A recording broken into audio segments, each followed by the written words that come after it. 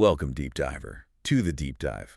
We are really excited today partnering with RWG Publishing. Yeah, great to be diving into this one. We're exploring a story you picked, Bill Vincent's Survivors of the End, a post-apocalyptic tale. You mentioned being drawn to, how these stories handle shifting loyalties and that flicker of hope, even when things look utterly bleak. So our mission today is pretty much that. Unpack this journey, look at how chaos reshapes the world, but also how that human spirit just refuses to quit.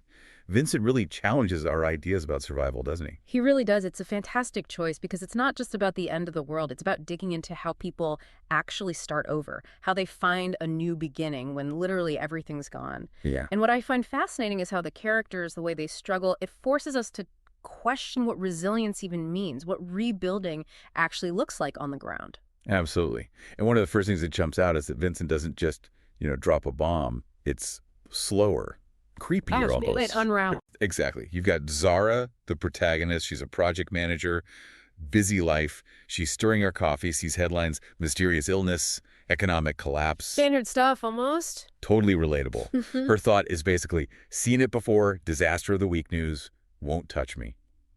That initial denial. Wow. It's so human, isn't it? Right. Protective denial. But Vincent shows how society almost needs that denial, which then makes the speed of the actual collapse, well, terrifyingly believable. Yeah. You go from her stirring coffee, feeling detached, to reports of a global state of emergency hitting within hours. It's fast. And that power flicker she sort of brushes off. Becomes this huge symbol later, the moment the old world died. Precisely. It marks that boundary. And then, boom, subtlety's gone. Chaos in the street. Screeching tires, people running everywhere, some guys yelling, "They shut down everything, military's coming, it's falling apart." Pure panic. And Zara's world just snaps into focus on one thing. Her sister, Ava, is missing. She races to their parents' old place, finds Ava's jacket, and then this hooded figure shows up and just tells her, flat out, "You're too late." That coldness, that finality, it just drops you right into her nightmare. Loss right from the start. Yeah, sets the stakes immediately. No easy way back. So after that gut punch, Zara's alone.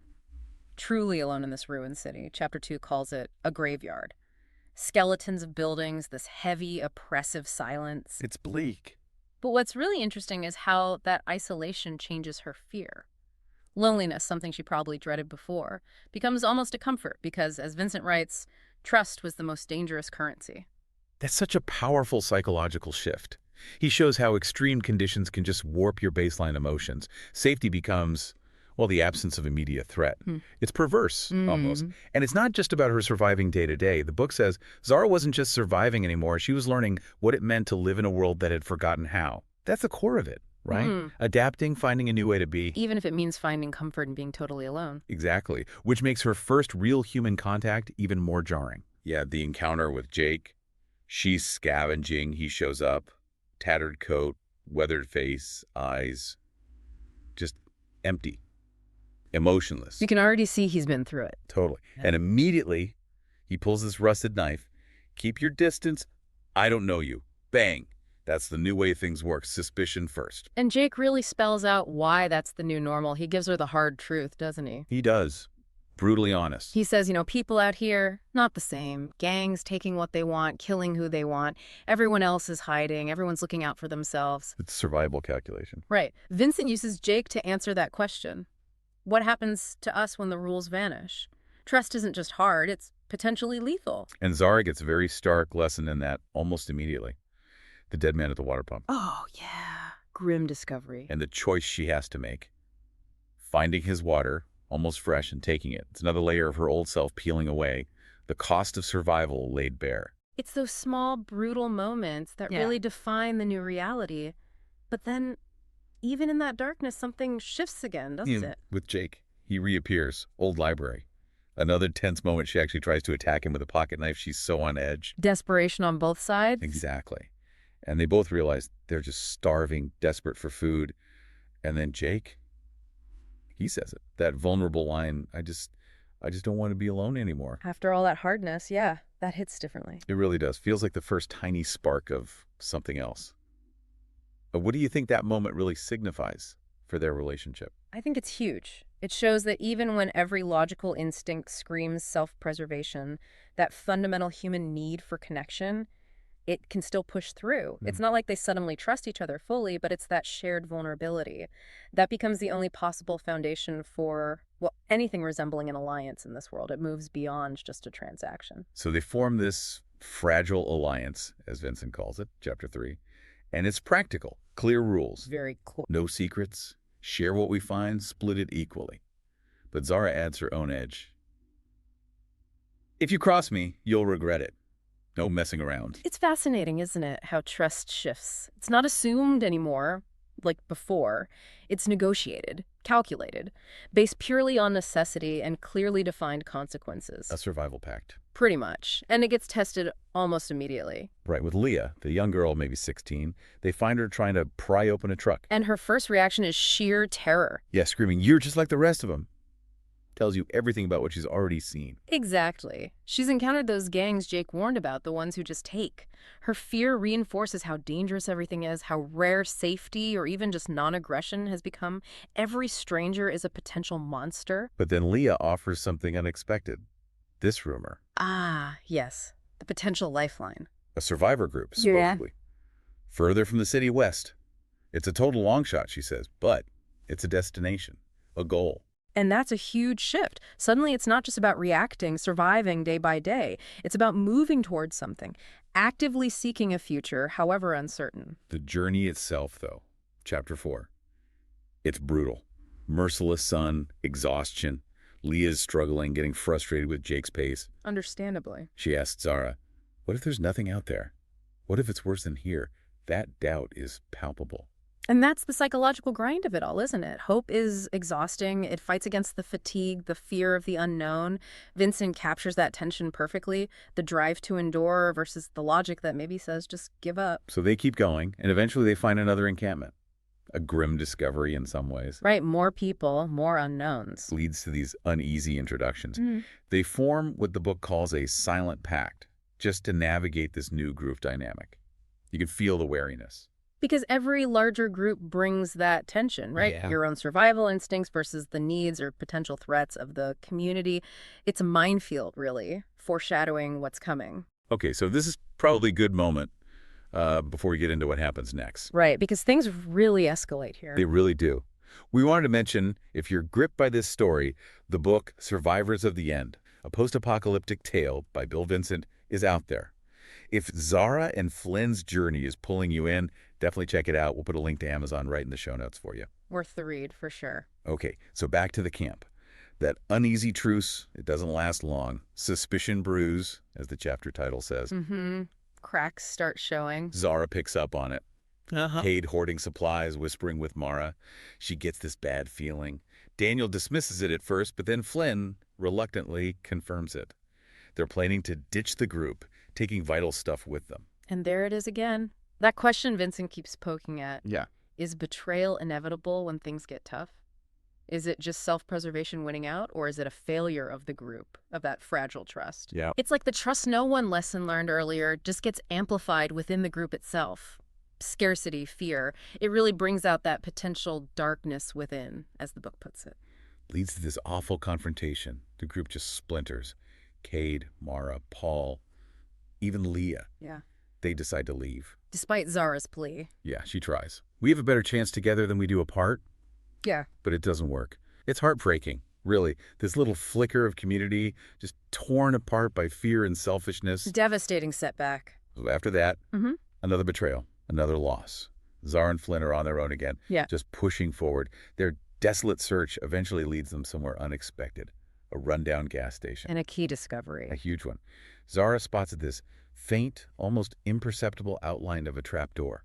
Hidden cache, supplies, game changer. It's more than just the supplies, though, isn't it? It's symbolic. Hope isn't some grand vision. It's finding something concrete, something from the past that points to a future. Exactly. Canned food, water, medical stuff, yes. Yes. But the real treasure. An old dust-covered map with locations circled in red ink. Suddenly there's not just survival, there's a plan.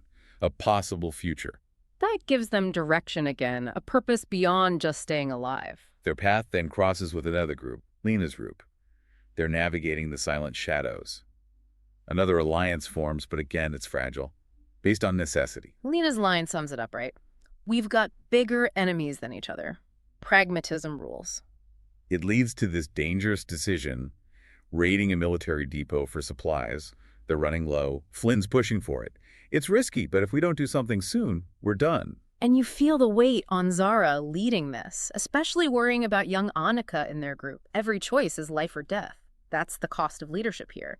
Trust placed, trust potentially broken, it's constant pressure. Things get even more tangled when they find that underground bunker, Jackson's rebellion. Right, a whole new layer of complexity. And Flynn feels this pull. Zara's cautious, but is starting to think maybe they need to do more than just survive. Fight back, he says. We're not just survivors anymore, Zara. We're targets. And this is where Vincent throws in another curveball. The unseen dangers aren't just external, they're within the rebellion too. Yeah, that whole thing with Mason, the scout. Flynn and Lena think they've uncovered this massive betrayal, Mason working with the regime. But it's a double cross, or rather a triple cross. Mason was loyal all along. Exactly. He was setting a trap for the regime, drawing them out. It completely flips your expectations about who to trust. Allies, enemies. The lines are incredibly blurry. It's high-stakes espionage in a broken world. Appearances mean nothing. And that realization hits Flynn hard. His moment of reckoning.